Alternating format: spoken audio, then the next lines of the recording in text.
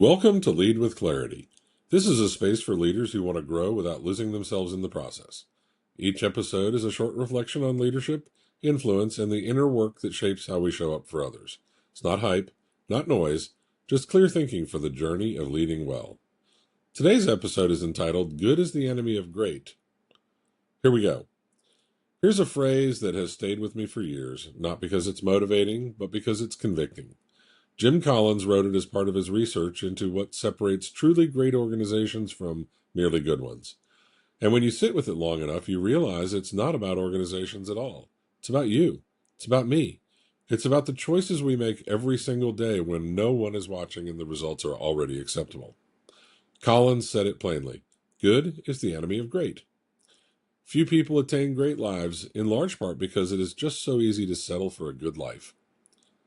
It's not the enemy of average, not the enemy of failure, the enemy of great. That distinction changes everything. Here's what that looks like in practice. A leader I worked with was running a high-performance division. Numbers were solid. Team morale was stable. The board was happy. From every measurable angle, things were going well, and yet something was flat. The meetings felt routine, decisions felt predictable, the team was executing, but nobody was building anything. When we dug into it, the honest answer was simple. They had found their ceiling and called it their floor.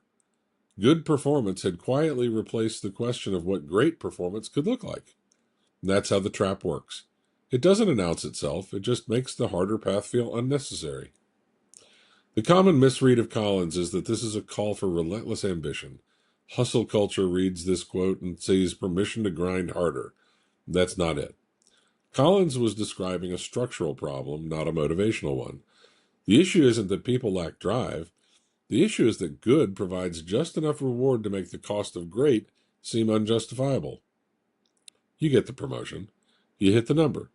You earn the recognition. And the system stops pushing you because the system is satisfied. The reframe is this. Greatness is not a destination you reach. It is a discipline that you maintain. And the primary threat to that discipline is not failure, it's comfort. Comfort is not the absence of challenge. Comfort is the presence of enough revenue, enough stability, enough respect. And when enough arrives, the question, is there more, starts to feel ungrateful rather than necessary. For leaders, this shows up in strategy conversations. You stop interrogating your own assumptions because the current assumptions are producing results. You benchmark against your competitors when the more honest benchmark is your own potential. You build a team that can execute rather than a team that can transform. The leaders who sustain greatness are not the ones who never feel satisfied. They're the ones who refuse to let satisfaction become a stopping point. So here's the question worth sitting with this week. Not as a challenge to your competence, but as an honest inventory. Where in your leadership have you accepted good when great was still possible? Where has it's working become a reason to stop asking, what else could this become?